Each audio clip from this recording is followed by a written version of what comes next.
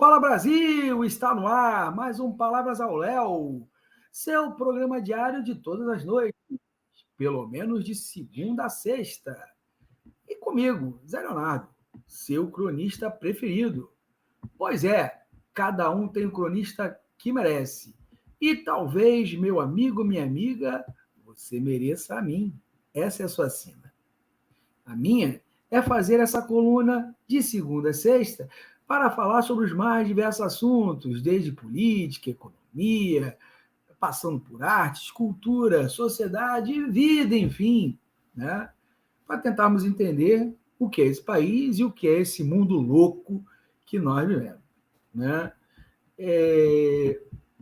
Mas, meus amigos e minhas amigas, né?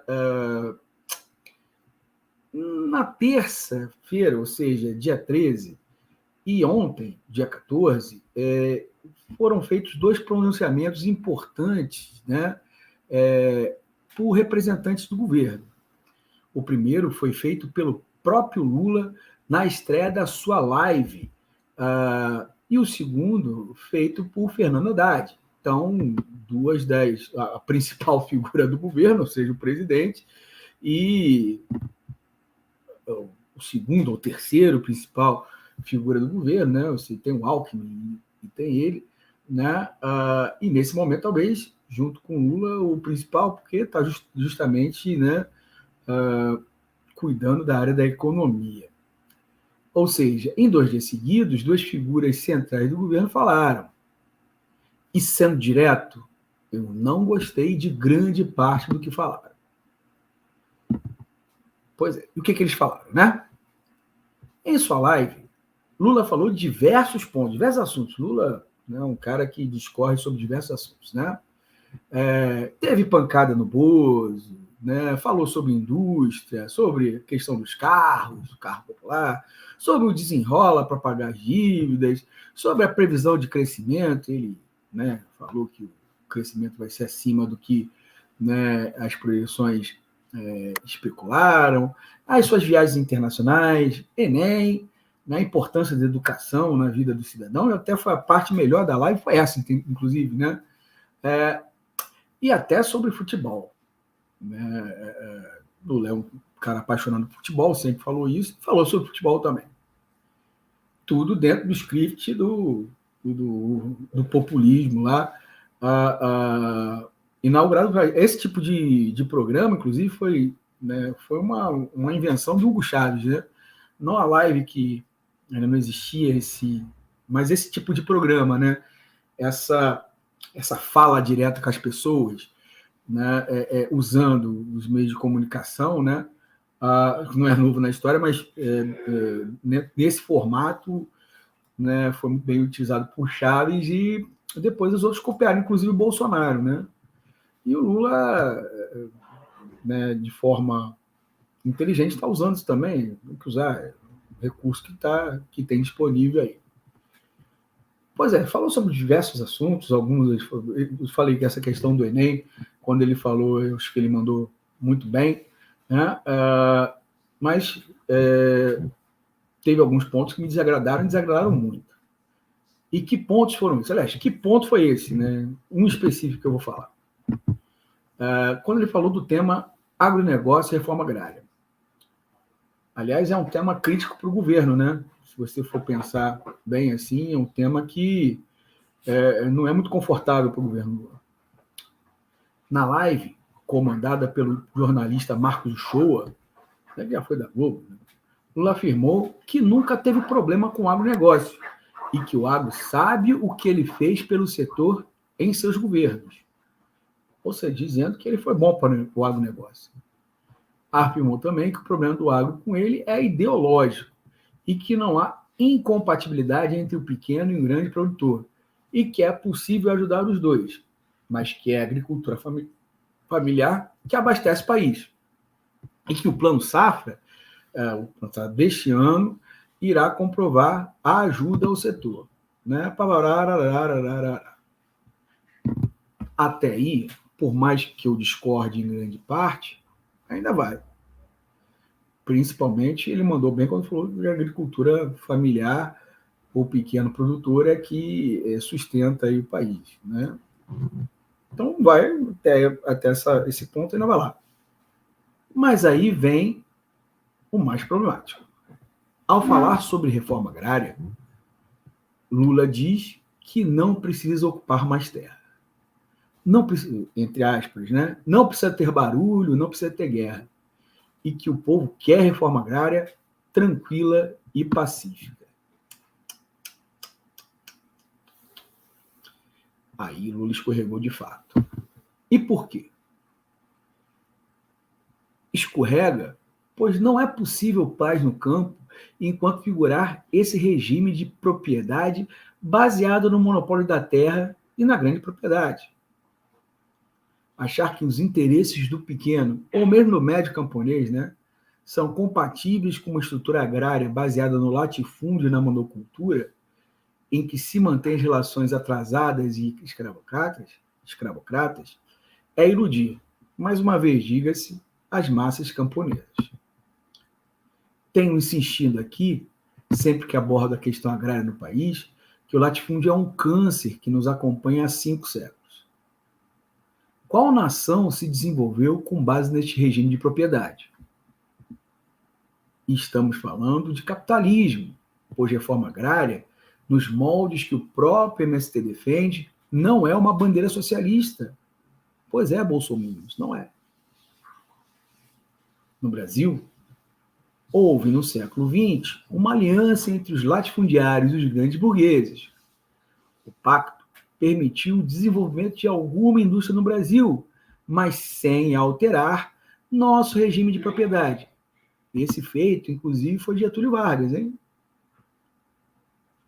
O agro é a continuação desta aliança, só que com a reprimarização e a desindustrialização do país, devido agora ao fato de nós termos nos enquadrado na então chamada nova ordem mundial, lá no início dos anos 90, né, com o fim lá da União Soviética, né, e então o mundo se reorganizou e para nós, né, nessa nova ordem mundial sobrou o papel de ser produtor de gêneros alimentícios. Apenas. Não avançaremos com isto, e a reforma agrária seria o início de um processo transformador. Esta não veio nos primeiros governos Lula. E com esse discurso de conciliação e do inconciliável, né, não virá neste também. Agora, para virar a chave, ontem Haddad concedeu uma entrevista coletiva em que analisou a notícia de que a agência de classificação de risco Standard & Poor's, olha só o sotaque, Standard & Poor's, uma das mais respeitadas e ouvidas pelo mercado, elevou de estável para positiva a perspectiva para a nota de crédito no Brasil, coisa que não se vê desde 2019.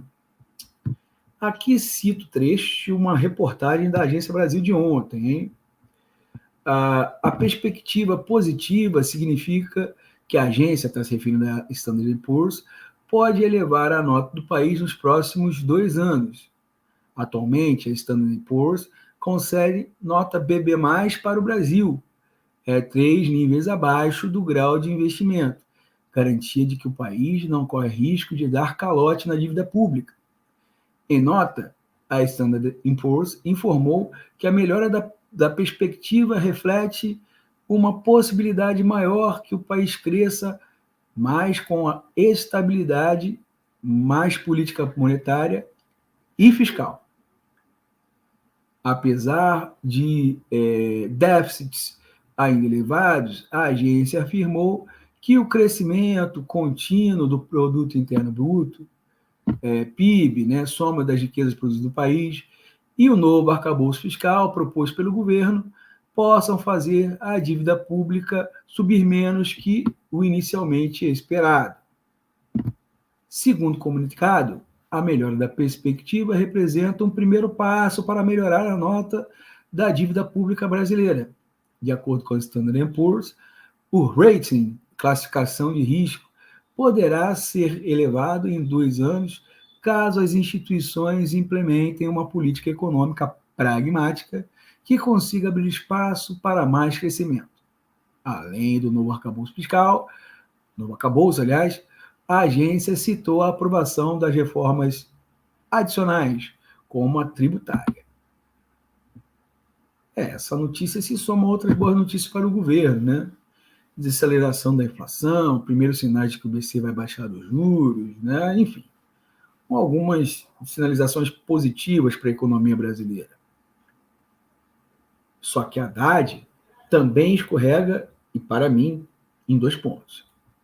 O primeiro é comemorar, mesmo que timidamente, como foi o caso, o Haddad não soltou fogo, apenas fez um tímido pronunciamento, o fato do mercado ver como positivos movimentos que o governo vem fazendo para ajustar a economia. Isso nunca é bom para o povo, que sempre paga a conta de um jeito ou de outro. Acho que veremos isso na reforma tributária, que sairá do Congresso, e no próprio escopo do arcabouço fiscal. Mas essa análise fica para depois. Outro escorregão, talvez menos perceptível, seja na análise da natureza da própria crise pela qual passamos. Essa análise eu não vi em nenhum outro lugar. Ou seja, estamos fazendo uma coisa inédita aqui. Ontem, em um trecho da entrevista que eu vi ao vivo, Haddad falou que a crise brasileira não é econômica, é política. E que quando a política se ajeitar, a economia também se acertará. Não, ministro. É justamente o contrário e você sabe disso.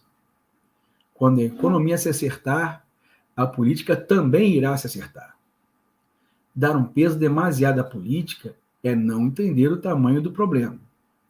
As frações de classe se engalfinham no campo político, pois sabem que o pirão é pouco, devido à economia. As recentes crises no governo para formar uma base parlamentar, tendo já que trocar de ministros, é uma prova disto, hein?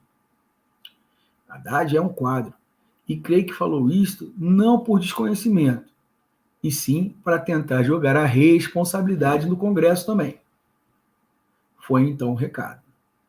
Recado que passou desapercebido, inclusive, pela própria imprensa, que não deu destaque a esse trecho. Para mim, isso foi um trecho central da entrevista dele. Aliás, não vi esse trecho reproduzido em nenhum lugar. E se não fosse o fato de ter visto a entrevista ao vivo, nem tocaria no assunto.